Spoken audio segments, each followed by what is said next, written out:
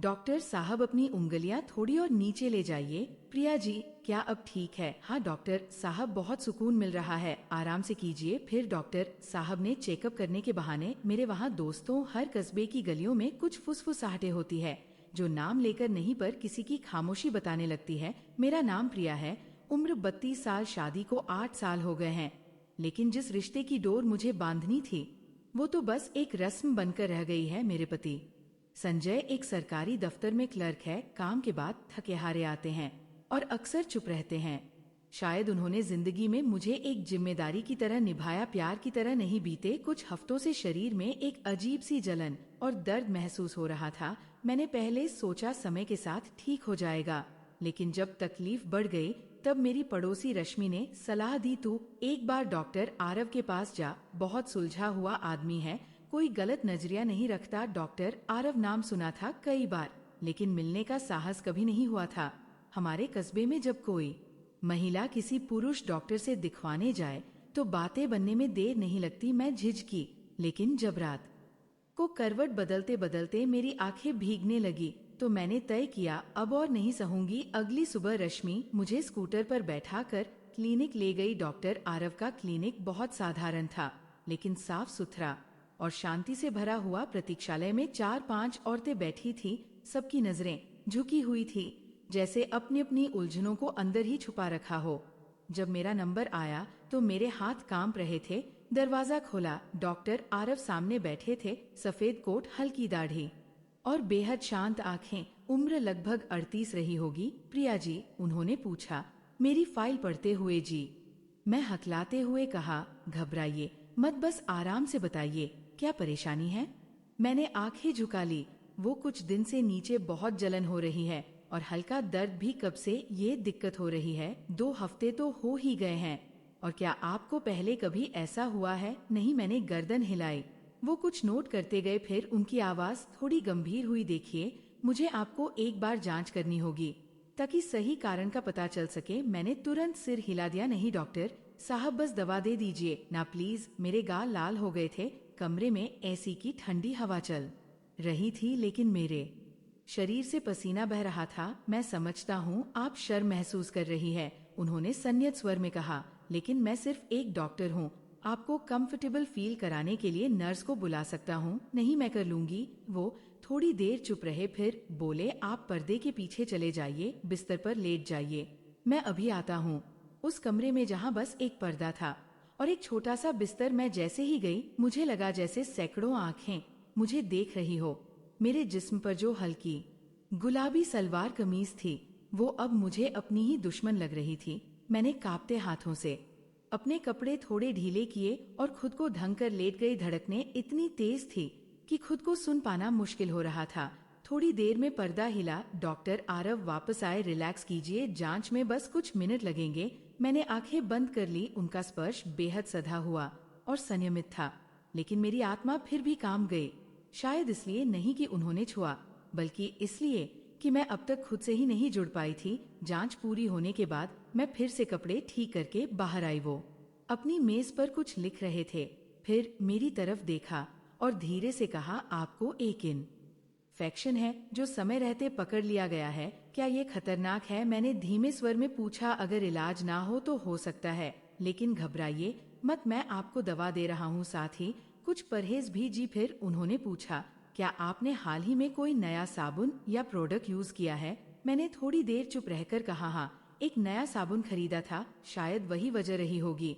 उन्होंने मेरी आंखों में देखा, उनकी नजरें स्थिर थी, जैसे कुछ पढ़ लेना चाहती हो या शायद कुछ छुपा हुआ समझ लेना चाहती थी। ठीक है, ध्यान रखिए, 1 हफ्ते बाद फिर से दिखाइएगा। मैंने सिर हिलाया, दवाइयाँ ली और बाहर आ गई, लेकिन कुछ था जो अंदर ही अंदर हिल चुका था। डॉक्टर आरव की आंखों में जो सुकून था वो मेरे घर के हर कोने से गायब था। अगले कुछ दिन बहुत अजीब बीते। दवा लेने के बाद शरीर की तकलीफ कुछ हद तक कम तो हो गई थी, लेकिन मन का एक कोना अब और बेचैन रहने लगा था। हर बार जब आईने में खुद को देखती तो एक अजनबी सी औरत दिखती, जिसकी आंखों में थकान तो थी, पर कहीं गहराई में पलकों के पीछे कोई अनकहा एहसास भी दबा था। डॉक्टर आरव की आंखें, उनका शांत व्यवहार बार बार याद आता, ना जाने क्यों, लेकिन उस मुलाकात के बात खुद से झूठ बोलना और भी मुश्किल हो गया था। तू फिर से डॉक्टर के पास गई थी? रश्मि ने जब पूछा, मैंने बस गर्दन हिला दी। अरे तो अब दोबारा दिखा देना, आजकल उनका अपॉइंटमेंट जल्दी नहीं मिलता। हाँ, मैंने धीरे से कहा, सोच रही हूँ। और हाँ, मैं गई 1 हफ्ते बाद दोबारा उसी क्लिनिक में। इस बार मैं अकेली थी, ना कोई स्कूटर ना कोई सहेली, बस एक मैं और मेरे भीतर की बेचैनी। वेडिंग रूम में बैठी मैं अपनी उंगलियां मरोड़ रही थी। क्या कहूंगी, कैसे कहूंगी कि अब शरीर से ज्यादा मन दुखता है। प्रिया जी, उनकी आवाज जैसे कानों में कुछ सुकून सा लेकर आई। मैं मुस्कुरा भी ना सकी, बस धीमे कदमों से उनके कमरे में दाखिल हुई। कैसी तबीयत है अब? उन्होंने पूछा, वही सहज मुस्कान लिए। थोड़ा बेहतर, मैंने नजरें झुका ली। ये अच्छा है। उन्होंने फाइल में कुछ लिखा, फिर थोड़ी देर चुप रहे। मुझे लगा जैसे वो कुछ कहने जा रहे हो, फिर रुक गए। क्या मैं कुछ पूछ सकता हूँ? अगर आप बुरा ना माने, उन्होंने पूछा। जी। मैं थोड़ी चौंक गई। आप बहुत थकी हुई लगती हैं, सिर्फ बीमार शरीर वाली नहीं, जैसे कोई बोझ हो दिल पर। कोई गलत बात तो नहीं कर रहा? मैंने पलकों की कोर से उनकी तरफ देखा। कैसे समझ लिया? उन होने नहीं, ऐसी कोई बात नहीं, मैंने झूठ बोला जैसे हमेशा बोलती आई हूँ। ठीक है, उन्होंने बस इतना कहा और फिर धीरे से पूछा, क्या आपको कोई और तकलीफ हो रही है? अब भी नहीं, शरीर तो ठीक है अब, पर कभी कभी रात को बहुत बेचैनी होती है, नींद नहीं आती, दिल घबराता है। क्या आप अपनी जिंदगी से संतुष्ट हैं? वो सवाल जो किसी डॉक्टर से नहीं, किसी हमदर्द से आता है। मैं नहीं जानती, मेरी आवाज हल्की काम गई थी। डॉक्टर आरव चुप रहे, कुछ देर बाद बोले, देखिए प्रिया जी, इलाज सिर्फ शरीर का नहीं होता, कभी कभी मन का भी करना पड़ता है। और उस इलाज के लिए दवा नहीं, कोई सुनने वाला चाहिए। मैंने उनकी तरफ देखा, उनकी आंखें जैसे कह रही थी, मैं सुन सकता हूँ। अगले कुछ मिनटों तक हम दोनों चुप रहे। मैंने उन्हें देखा, पहली बार गौर से देखा। वो सिर्फ डॉक्टर नहीं थे, किसी अधूरी कहानी के पन्ने जैसे लगे, जो शायद मेरी ही तरह अधूरे थे। आप बहुत सुलझे हुए लगते हैं, मैंने धीमे से कहा। शायद इसलिए कि मैंने भी बहुत कुछ खोया है। क्या खोया? मैंने खुद से पूछे बिना बोल दिया। मेरी पत्नी। उन्होंने नजरें झुका ली। वो 3 साल पहले चली गई, एक दुर्घटना में। तब से मैंने खुद को सिर्फ काम में झोंक दिया। शायद इसलिए मरीजों से अलग तरह से जुड़ जाता हूँ। मैं अक रह गई। उस दिन हमने पहली बार बात की, एक डॉक्टर और मरीज से परे इंसान और इंसान की तरह। मैं क्लिनिक से निकली तो बदन हल्का था पर दिल भारी, क्योंकि अब जो दर्द था उसका नाम था जज्बात। उस दिन के बाद से डॉक्टर आरव का नाम मेरे मन में सिर्फ एक डॉक्टर नहीं रहा, अब वह मेरे दिमाग की उलझनों में भी आते थे और मेरे सपनों के कोनों में भी कभी उनकी बातों की गूंज सुनाई देती। इलाज सिर्फ शरीर का नहीं होता, मन का भी। और कभी उनका चेहरा आंखों के सामने तैर जाता, मैं चाहकर भी नहीं रोक पा रही थी। ये एहसास अब बीमारी नहीं था, लेकिन इलाज भी नहीं था। एक शाम मैं क्लिनिक के बाहर खड़ी थी, अपॉइंटमेंट नहीं था, बस एक बहाना चाहिए था। प्रिया जी, आपको अपॉइंटमेंट नहीं था ना? क्लिनिक की रिसेप्शनिस्ट ने पूछा। हाँ, बस रिपोर्ट दिखानी थी।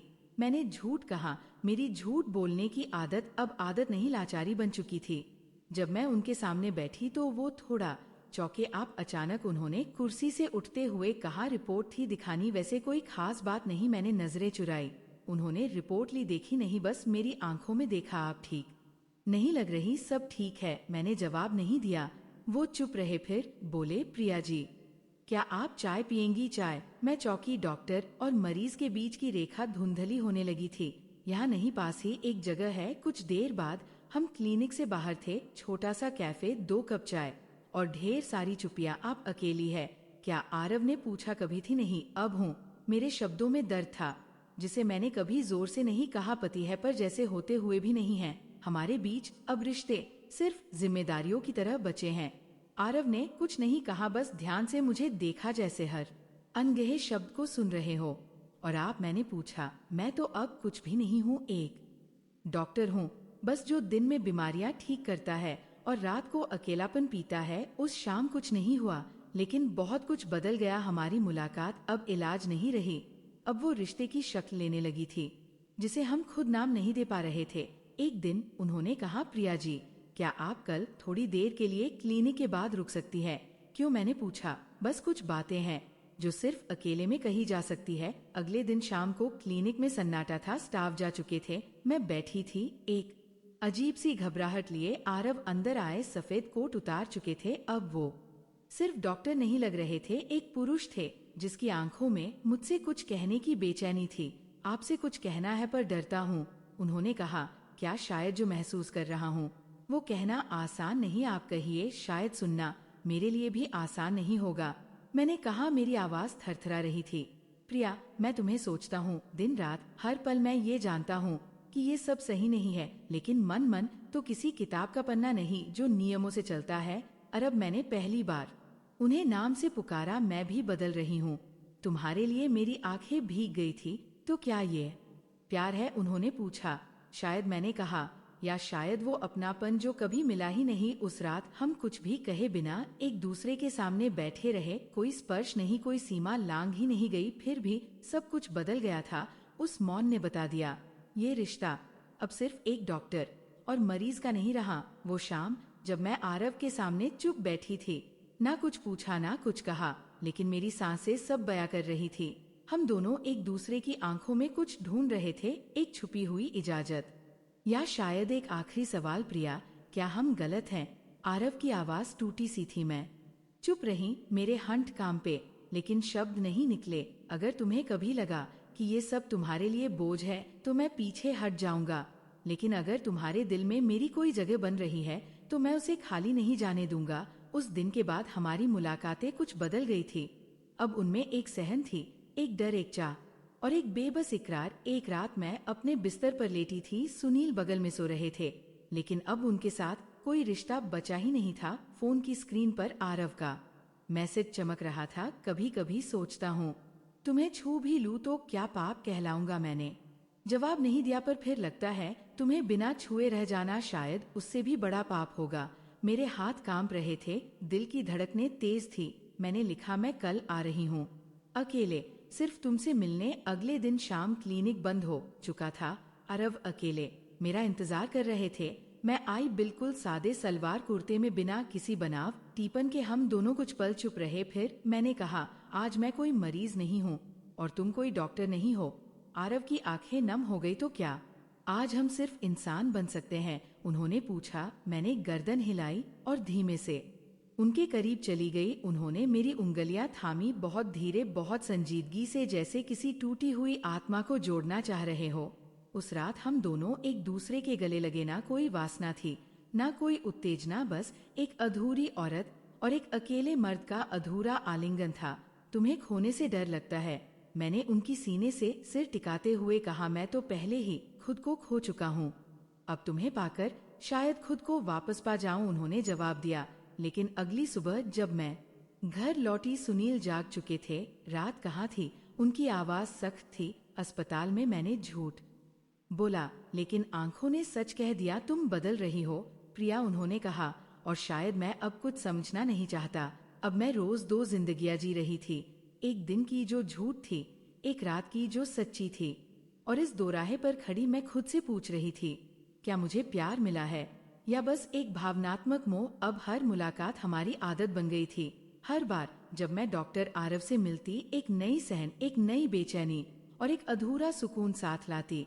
लेकिन अब ये रिश्ता छुपने से थक चुका था ना समाज को पता था, ना घर वालों को, पर हमारे जमीर हर रोज सवाल पूछते थे। एक शाम आरव ने मुझे एक क्लिनिक के बाद एक पुराने चर्च में बुलाया। चर्च, मैंने हैरानी से पूछा, यहाँ कोई नहीं आता? और यहाँ सन्नाटे में जवाब साफ सुनाई देते हैं, उन्होंने मुस्कुराकर कहा। हम दोनों एक बेंच पर बैठे थे, हवा में हल्की ठंडक थी और दिलों में भारी खामोशी। प्रिया, हम बहुत दूर आ चुके हैं, आरव ने कहा, और अब लौटने का रास्ता नहीं दिखता। मैंने उनकी आंखों में देखा, वो थके हुए थे, लेकिन उनके अंदर एक उम्मीद अब भी जिंदा थी। अगर मैं कहूँ कि मैं तुम्हें इस जिंदगी से निकालना चाहता हूँ, उन्होंने पूछा, तो क्या तुम साथ चलोगी? मेरा दिल जोर से धड़का। ये आखिरी सवाल था जिसका जवाब सिर्फ दिल से निकल सकता था। मैं चुप रही, फिर धीरे से कहा, आरव, तुमने मुझे वो सुकून दिया जो मैंने अपने पति के साथ कभी महसूस नहीं किया। तुमने मुझे एक औरत की तरह महसूस कराया, ना कि एक जिम्मेदारी की तरह। लेकिन मैं रुकी। मैं सिर्फ एक पल के लिए तुम्हारे साथ नहीं रहना चाहती। अगर तुम्हारे साथ चलूं तो पूरी दुनिया छोड़कर जाऊंगी। क्या तुम भी इतना कुछ त्याग सकोगे? आरव खामोश हो गए। उनकी आंखें भर आई। प्रिया, मैं तुम्हें प्यार करता हूँ, पर मैं ये भी जानता हूँ कि ये प्यार सिर्फ हमें नहीं, औरों को भी तोड़ देगा। उस रात हमने कोई वादा नहीं किया, बस एक चुप्पी के साथ एक दूसरे को अलविदा कहा। कभी कभी प्यार का मतलब साथ रहना नहीं होता, बल्कि किसी को खोकर भी उसकी इज्जत बचाना होता है। 6 महीने बाद मैंने खुद को संभाल लिया था। पति के साथ रिश्ता थोड़ा और औपचारिक हो गया था, लेकिन अब मैं अंदर से टूट कर भी जिंदा थी। डॉक्टर आरव अब एक नए शहर के अस्पताल में थे। उनका नाम अब भी लोगों की जुबान पर था, पर अब वह मेरे दिल से एक दबी हुई आह की तरह गुजरते थे। कुछ रिश्ते अधूरे रहकर ही मुकम्मल हो जाते हैं, और कुछ प्यार सिर्फ याद बनकर ही सुकून देते हैं। तो दोस्तों, आज के लिए बस इतना ही। उम्मीद है कि आपको ये कहानी पसंद आई होगी। अगर ये कहानी आपको पसंद आती है तो इस वीडियो को एक लाइक और हमारे इस चैनल कहानी स्ट्रीम को जरूर सब्सक्राइब करिएगा। और हाँ, बेल आइकन को ऑल पर सेट करना मत भूलिएगा। हम मिलते हैं अगले वीडियो में। धन्यवाद।